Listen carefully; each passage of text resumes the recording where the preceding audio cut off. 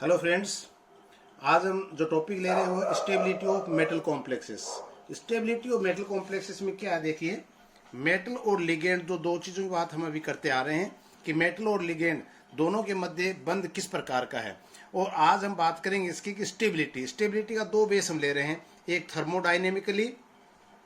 Thermodynamic और एक लेंगे काइनेटिक। तो थर्मोडाइनेमिक और काइनेटिक दोनों तरीके से हम यहाँ पे बात कर रहे हैं। थर्मोडाइनेमिक स्टेबिलिटी क्या होती है? This is a measure of the extent to which the complex will forms. यानी जब हम कॉम्प्लेक्स बनाते हैं, रिएक्टेंट से प्रोडक्ट जो हम बना रहे हैं, उसकी स्थिति में एक्सटेंट जो हमारे पास है, उन कॉम्प्लेक्स की फॉर्म्स क्या है, उनका मेजरमेंट हम कैसे कर सकते हैं thermodynamically. Will be transferred into another species. जब रिएक्टेंट है वो प्रोडक्ट की स्पीसीज में आता है, या हम कहें कि एक रिएक्टेंट से प्रोडक्ट की बनने की स्थिति क्या है, अदर स्पीसीज क्या बन रही है। When the system has reached equilibrium. और कब लेंगे ये? जब वो सिस्टम इक्विलिब्रियम अवस्था में आ जाएगा, एक साम्य अवस्था में आ जाएगा, वह रिएक्टेंट से प्रोडक्ट का बनना या प्रोडक्ट से रिएक्टेंट का बनना। जैसा हम रिवर्स और इरिवर्स की बात कर रहे हैं, पर यहाँ हम कर रहे हैं साम्य अवस्था, वो अवस्था जिसके अंदर की हमारा जो रिएक्टेंट है वो प्रोडक्ट में बन रहा है, वो एक साम्य अवस्था में आ रहा है। यानी अवयवी तत्वों की तुलना में अगर हम बात करें प्रोडक्ट में क्या है, अवयवी तत्वों की तुलना में अधिक है। इसका मतलब क्या है? फॉर एग्जांपल जैसे एथेनॉल की हम बात कर रहे हैं, एथेनॉल के अंदर हम कहते हैं कार्बन, हाइड्रोजन, ऑक्सीजन एक रिएक्टेंट के रूप में है। उनकी बनिस्पत जब एथेनॉल बन जाता है वो ज्यादा स्थायी रूप में है। वो स्थिति क्या है? इक्विलिब्रियम स्थिति इसकी कहलाती है। तो दूसरा क्या है इसमें? This stability deals with the properties like bond energy. यानी उसकी बंध की ऊर्जा क्या है, stability constant and redox potential, और जो साम्य अवस्था नियतांक है और रेडॉक्स पोटेंशियल। अगर इन तीन चीजों पे हम बात करेंगे, इसका मतलब थर्मोडाइनेमिकली स्टेबिलिटी उसकी है या नहीं है, ये चीज हम जान पाएंगे। कैसी कंडीशन में? इक्विलिब्रियम कांस्टेंट में। On the basis of thermodynamic stability of complex in solution. जब सॉल्यूशन की हम बात करें तो बिटलेज साइंटिस्ट था जिन्होंने 1927 में उन्होंने कहा कि जो हम बात कर रहे हैं ये दो प्रकार के कॉम्प्लेक्सेस हमारे पास बन रहे हैं, एक स्टेबल कॉम्प्लेक्स होता है, एक अनस्टेबल कॉम्प्लेक्स होता है। तो स्टेबल कॉम्प्लेक्स में हम क्या बात कर रहे हैं? The stable complex are those which possess sufficient stability to retain their identification of solution. जो अपने विलियन के अंदर अपनी आइडेंटिटी को बनाए रखता है, जो एक सामान्य अवस्था में भी ये कह सकते हैं डिसोसिएट नहीं हो रहा है, तो एक स्टेबिलिटी पोजीशन में है, सफिशिएंट स्टेबिलिटी उसके अंदर है। दूसरा thermodynamical stable complex has high value of formation constant. जब रिएक्टेंट से प्रोडक्ट बन रहा तो फॉर्मेशन कांस्टेंट जो इनका आता है उसकी वैल्यू जो होती है, जो मान जो है वो हाईएस्ट हो। इस कंडीशन में अगर कोई कॉम्प्लेक्स बन रहा है, इसका मतलब वो स्टेबल कॉम्प्लेक्स है। That is secondly unstable complex. Unstable complex are those which are reversible dissociation in solution. मैंने कहा था ना एक रिवर्सिबल हो रहा है, इसका मतलब वापिस उसमें टूट रहा है अपने कंटेंट के अंदर इनटू देयर कंपोनेंट्स। तो थर्मोडाइनेमिकली अनस्टेबल होगा, ये ऊपर बात करें स्टेबल की, ये अनस्टेबल होगा। Complex has low value of formation of content. तो low value of formation of contents क्या हो गए? प्रोडक्ट से जब हम रिएक्टेंट आ रहे हैं मान लीजिए, तो वो वैल्यू क्या है इसकी? कम है। इसका मतलब क्या है? ये unstable complex has low value of formation constant. मैंने कहा फॉर्मेशन ऑफ कांस्टेंट की जब वैल्यू का मान कम आएगा तो इसका मतलब क्या है? वो अनस्टेबल है, अर्थात प्रोडक्ट से रिएक्टेंट में वापस उसको कन्वर्ट हम कर सकते हैं, रिटेन नहीं कर रहा प्रोडक्ट का मान, ये कह सकते हैं। सेकेंड जो है वो काइनेटिक स्टेबिलिटी है, गति की साम्य। यानी kinetic stability is deals with speed of transformation. Rate की दर क्या है? Speed of transformation loading a attainment of equilibrium. This kind of stability deals with role of reaction. उसके अंदर रोल ऑफ रिएक्शन मैकेनिज्म क्या है, कैसे कंटेंट जो है वो टूटते हैं, कैसे नए बन रहे हैं। Of the reaction formation of intermediate, उसमें इंटरमीडिएट मध्यवर्ती स्पीसीज क्या बन रही है। एंड एक्टिवेशन एनर्जी को प्राप्त करने के बाद ही कोई रिएक्टेंट और प्रोडक्ट में कन्वर्ट होता है, इसलिए एक्टिवेशन एनर्जी क्या है? To the process on the basis of rate of reaction kinetic stability of the complex. ये इसका काइनेटिक स्टेबिलिटी के तहत याद करते हैं। यहाँ भी टोब्यूलर साइंटिस्ट था जो 1915 में इनको दो प्रकार से क्लासिफाइड करता है, एक लेबाइल और एक होता है इनर्ट कॉम्प्लेक्स। लेबाइल कॉम्प्लेक्स में हम पढ़ने में क्या कर रहे हैं? जो कि अधिक क्रियाशील होता, लेबाइल है, जो लिगेंड को परिवर्तित कर सकता है, दूसरे लिगेंड के साथ चेंज हो सकता है दूसरे लिगेंड की सहायता से, तो अधिक क्रियाशील। तो लेबाइल कॉम्प्लेक्स क्या होता है? Labile complexes are those whose one or more ligands in the coordination sphere can be rapidly replace by the ligands, यानी दूसरे लिगेंड के द्वारा जो आसानी से चेंज हो सकता है, इसका मतलब क्रियाशील है वो। The ability of a complex to replace its one or more ligands by other ligands called a labile या lability of a complex is also called kinetically labile से। Secondly था inert complex, यानी inert complex are those who one or more ligands can either not be replaced, यानी हो भी सकते हैं नहीं भी हो सकते। अगर ऐसा सर्कमस्टांसेस या ऐसी उनके साथ कोई कंडीशन लगा दी जाए तो हो सकता है चेंज भी हो पर नहीं भी हो सकते हैं। Can be replaced with difficulty by ligands, यानी आसानी से वो रिप्लेस नहीं हो सकते हैं, इसलिए इनर्ट कॉम्प्लेक्स हैं या कह सकते हैं अक्रिय क्रियाशील हैं। Inert complex also called kinetically inert होंगे। इनको एक एग्जाम्पल की सहायता से हम यहाँ समझ सकते हैं। देखिए टेट्रासाइनोनिक्लेट का एग्जाम्पल हमने लिया और इसके साथ हमने फिर साइनाइड की क्रिया, यहाँ पे क्रिया नहीं दिखा रहा हूँ, मैं दिखाना चाह रहा हूँ लेबल्ड कार्बन यानी रिप्लेस हो जाएगा इस साइनाइड से। तो रिप्लेस होने की दर जो है वो हाफ लाइफ टी हाफ जो आता है वो 30 सेकेंड्स का यहाँ पे टाइम ले रहा है। जबकि दूसरा हम देखें कि मैग्नीज साइनाइड हेक्सासाइनोमैग्नेट की हम बात कर रहे हैं जो कि कार्बन लेबल्ड कार्बन है, उसकी दर जो है वो चेंज होने की हाफ टाइम की 1 आवर्स के करीब होती है। इसी प्रकार से हेक्सासाइनोक्रोमेट की अगर हम बात करें तो उसमें भी लेबल्ड कार्बन जो चेंज होने की दर जो है वो करीब 24 डेज होती है। इट मीन्स क्या हुआ, कोई भी संकुल उष्मा गति से अत्यधिक स्थायित्व होते हुए भी आवश्यक नहीं है कि वो नाभिकीय दृष्टि से भी उपयोगी हो, यानी को रिलेशन डायग्राम इनमें नहीं है। किसी को हम कह दें ये लेबाइल है थर्मोडाइनेमिक स्टेबिलिटी में, किसी को हम कह दें कि इनर्ट है, तो ऐसा कोई संभव नहीं है, दोनों में कोई रिलेशन इसमें है नहीं। तो यहाँ पे हमने कहा कि there is no correlation between thermodynamic and kinetic stability, उष्मागति की और गति की साम्य में कोई कोरिलेशन नहीं है। इसको भी एक एग्जांपल से हम यहाँ समझेंगे। थर्मोडाइनेमिक स्टेबिलिटी में भी लेबाइल और इनर्ट दोनों हो सकते हैं, स्टेबल भी हो सकता है और इनर्ट भी हो सकता है, या लेबाइल भी हो सकता है, क्रियाशील भी हो सकता है और अक्रियाशील भी। थर्मोडाइनेमिक अनस्टेबल में भी मैंने कहा में भी लेबाइल हो सकता है, इनर्ट। इसको देख सकते हैं हम, हेक्सा एक्वा आयरन का एक कॉम्प्लेक्स हम ले रहे हैं दो थर्मोडाइनेमिकली स्टेबल है बट काइनेटिक क्या है, लेबाइल है, ठीक है। सेकेंडली हमने लिया हेक्सा क्रोमो एक्वा का लेकर क्रोमो कॉम्प्लेक्स बनाया जिसमें थर्मोडाइनेमिकली स्टेबल है लेकिन काइनेटिकली क्या है, इनर्ट है। इसी प्रकार से क्रोमियम के साथ हेक्साएमिनोक्रोमीन को जब कॉम्प्लेक्स लेते हैं तो ये हम देखते हैं कि थर्मोडाइनेमिकली अनस्टेबल है लेकिन काइनेटिकली क्या है, इनर्ट है। दूसरा टेट्रासाइनोनिक्लेट की जब हम बात कर रहे हैं तो ये थर्मोडाइनेमिकली स्टेबल स्पीसीज है लेकिन काइनेटिकली क्या है, लेबाइल है। इट मीन्स स्टेबल होते हुए भी लेबाइल है, एक तरफ स्थायी कह रहे हैं उसकी बात करें क्रियाशील है, अनस्टेबल होते हुए इनर्ट है। तो ये चीज क्या है, कॉन्ट्रोवर्शियल, इसलिए कहा गया there is no correlation between thermodynamic and kinetic stability. और मेनली क्या है, मेटल लिगेंड बॉन्ड जो डायरेक्टली प्रोपोर्शनल होता है stability of complex. Metal ligand के मध्य अगर बंद स्टेबल है या कहें कि स्ट्रॉन्ग है, इसका मतलब स्टेबिलिटी उस कॉम्प्लेक्स की है।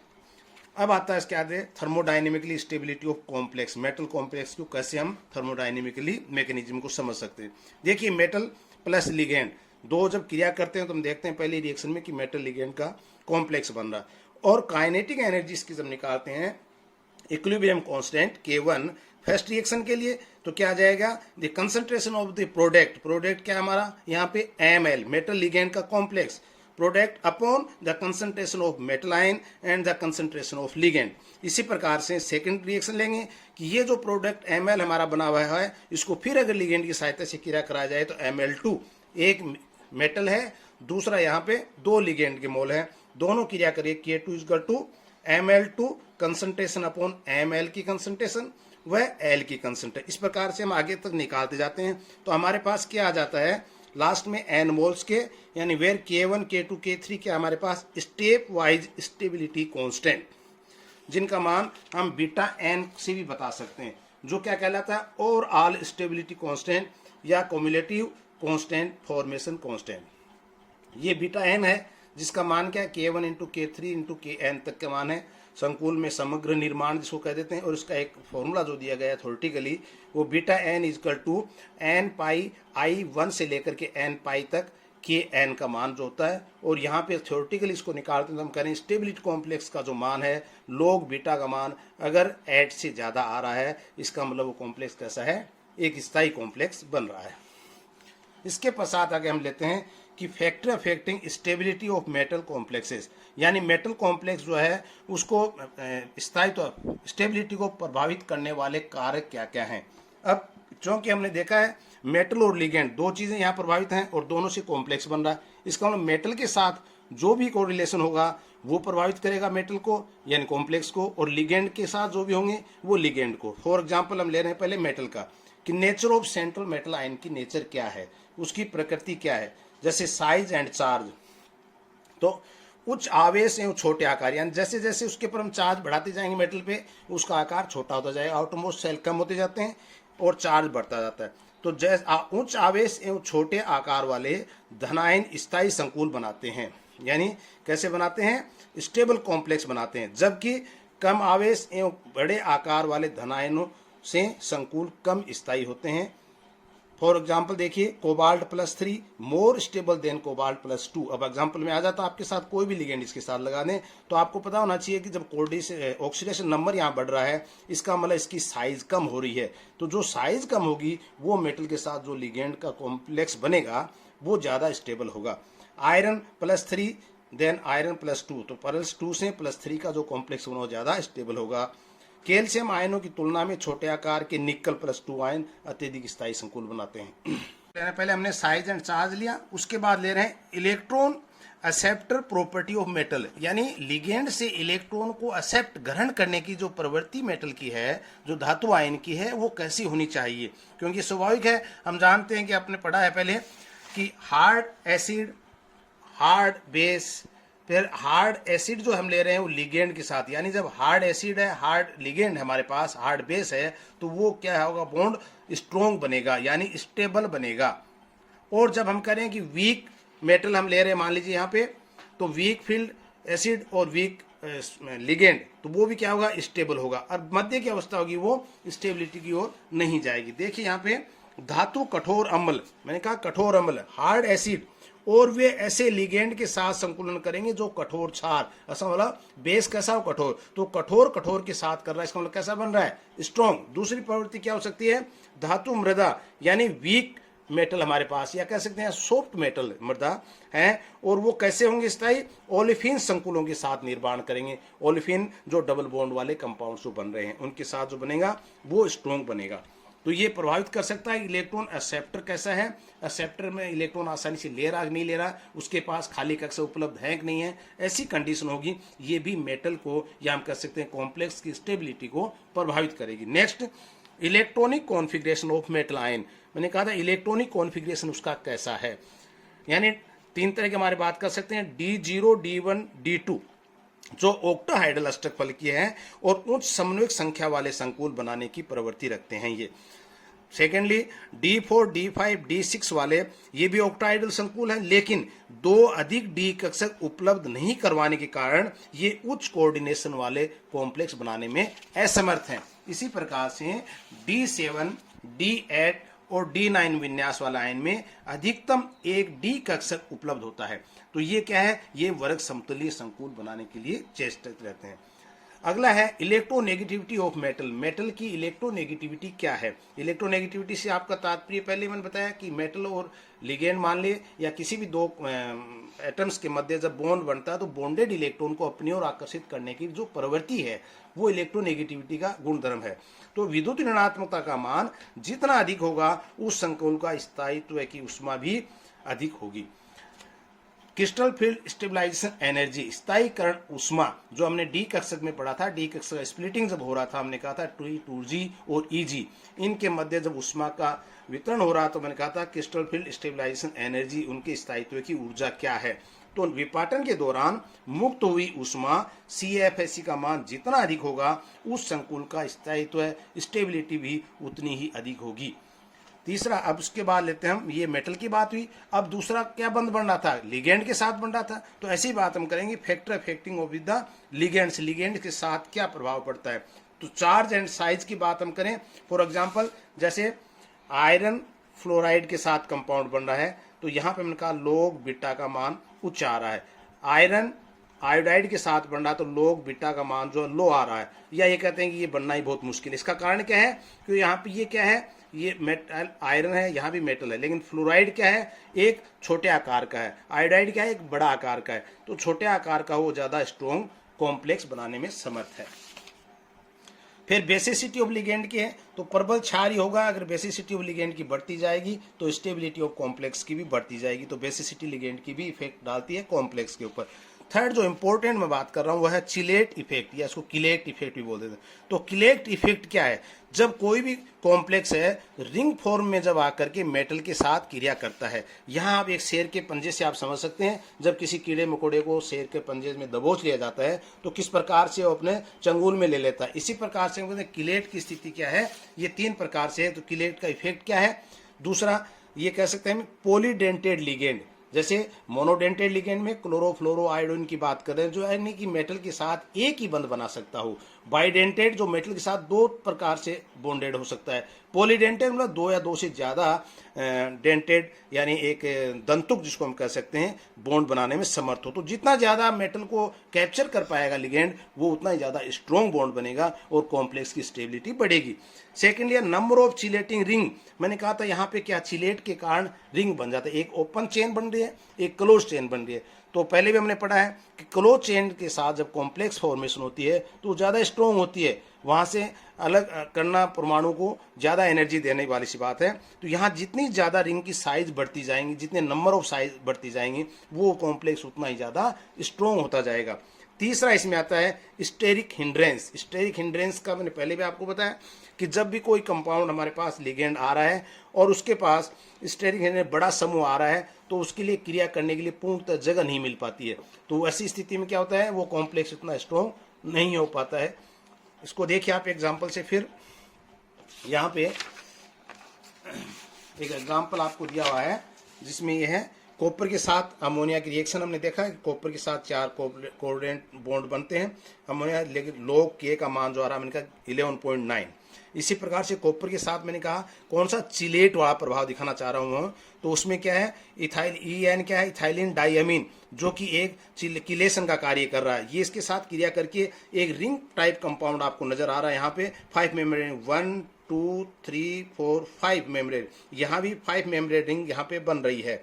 तो इसका मतलब क्या होगा, ये इसके कंपेयर में ज़्यादा स्ट्रोंग होगा, तब इसका मान क्या है 20.8 मान है। इसका मतलब log K का मान जो है वो ज़्यादा आ रहा है। इसके लिए हम कह सकते हैं कि चिलेशन के कारण इसका जो प्रभाव जो है वो स्ट्रॉन्ग फिल टाइप हो जाता है और कॉम्प्लेक्स मजबूत हो जाता है। इसमें एक चीज़ आती है एंट्रोपी इफेक्ट।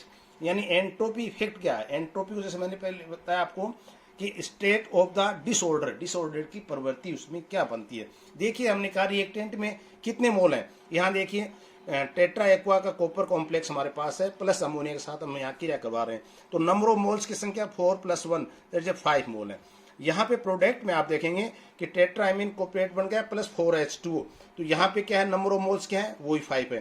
तो इसका मतलब क्या है, रेट में क्या reactant equal to product, the number of molecule कितने हुए 0। इसका कोई अंतर नहीं आ रहा। 5 मोल हम लेके चले, 5 मोल हमें प्राप्त हो रहे हैं। तो हमने क्या किया कि इफेक्ट ऑफ एंट्रोपी क्या है, यहाँ पे 0 है। इसका मतलब डेल्टा S = 0, कोई ज्यादा परिवर्तन नजर नहीं आया। लेकिन दूसरे एग्जाम्पल में आप देखिए, ये क्यों दिखा रहा हूँ, क्योंकि किलेशन हो रहा है। दूसरे में टेट्रा एक्वा का जो कॉम्प्लेक्स कंपाउंड हमने कॉपर के साथ लिया और 2 मोल ऑफ एन इथाइलिन डाइअमीन, तो टोटल कितने मोल हो गए 3 मोल। प्रोडक्ट के समय आप देख रहे हैं यहाँ पे प्लस 4H2 4 मोल और 1 मोल हमारा ये कॉम्प्लेक्स बन गया। टोटल मोल कितने हो गए 5।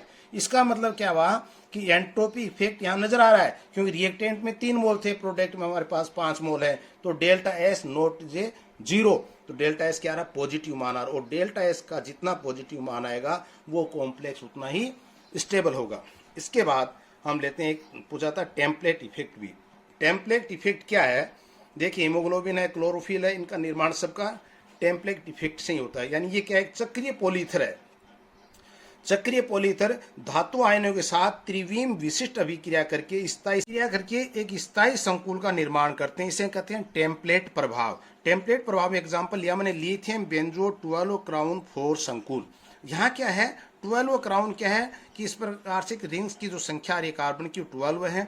4 क्या यहाँ पे ऑक्सीजन के साथ जो बॉन्ड बना रहे हैं वो 4 संकुल। देखिए ये बेंजीन रिंग बनी हुई है, इसके साथ 4 ऑक्सीजन है और लिथियम जो एक गुहिका कुटिका इसके अंदर है, इसके अंदर फिट हो गया है। तो मैंने कहा था कि सक्रिय पॉलीमर धातु आयनों के साथ त्रिविम विशिष्ट अभिक्रिया करके एक स्थायी संकुल बना लेता है। इस गुहिका में मेटल जो है अपने आप को एडजस्ट कर लेता है, तो इस रिंग को तोड़ना मुश्किल हो जाता है। तो ये पॉलीइथर में ऐसा जो प्रभाव जो हमने हीमोग्लोबिन में क्लोरोफिल में देखने को मिलता है, ये कहलाता है टेम्पलेट इफेक्ट। इसका एक एग्जाम्पल और ले लेते हैं हम कि मैक्रोसाइक्लिक इफेक्ट क्या होता है। इसका मतलब एक साइकिल, जैसे मान लीजिए ओपन में हमने कंपाउंड की रिएक्शन करा रहे हैं, जैसे कि आप एक कंपाउंड को ले सकते हैं यहाँ पे NH2CH2 का whole thrice NHCH2 whole twice NHCH3 whole twice NH2, यानी एक ही मॉलिक्यूल हमारे पास है, तो दोनों ओर तरफ क्या है NH2 मॉलिक्यूल है, जिनके साथ क्रिया करने पर log K का मान जो 11.25 आ रहा है। लेकिन यही लिगेंड अगर हमारे पास एक रिंग के फॉर्म में हो, NH2 यहाँ पे CH2 NH2CH2 एक रिंग फॉर्म में बन गया, तो ये कहलाता है जिंक के साथ क्रिया करने पे इसका मान जो बढ़ करके 15.34 हो जाता है। इसका मतलब क्या है कि ये मान जो K का बढ़ रहा है वो किसके कारण से बढ़ रहा है, मैक्रोसाइक्लिक। जितनी ज़्यादा रिंग बड़ी होगी, जितनी नंबर ऑफ साइज रिंग के बढ़ेंगे, वो सब क्या होगा, इसको कॉम्प्लेक्स को स्टेबिलिटी प्रदान करेंगे। इसमें दो चीज़ और आती है, एक इनोसिएंट और एक नॉन इनोसिएंट लिगेंड। एक मासूम लिगेंड होता है, एक अमासूम होता है। मासूम लिगेंड का तात्पर्य यहाँ पे है जिसके नंबर ऑफ ऑक्सीडेशन नंबर में कोई परिवर्तन नहीं होता हो। जैसे फॉर एग्जांपल फ्लोराइड को हम लेते हैं, इसका एक ही नंबर ऑफ -1 ऑक्सीडेशन नंबर हमेशा रहती है, कोई चेंज नहीं होती। ये क्या कहलाता है, मासूम इनोसिएंट लिगेंड है। बट नॉन इनोसिएंट लिगेंड में क्या होगा, जिसकी ऑक्सीडेशन नंबर जो वो चेंज होती रहती है। फॉर NO, जिसमें NO+ भी हो सकता है, NO- भी हो सकता है, तो ये कहलाता है इनोसिएंट नॉन इनोसिएंट लिगेंड्स। तो लिगेंड्स भी दो प्रकार के। इस प्रकार से लिगेंड भी मेटल की स्टेबिलिटी को या कैसे कॉम्प्लेक्स की स्टेबिलिटी को प्रभावित कर सकते हैं। तो आज के लिए इतना ही है।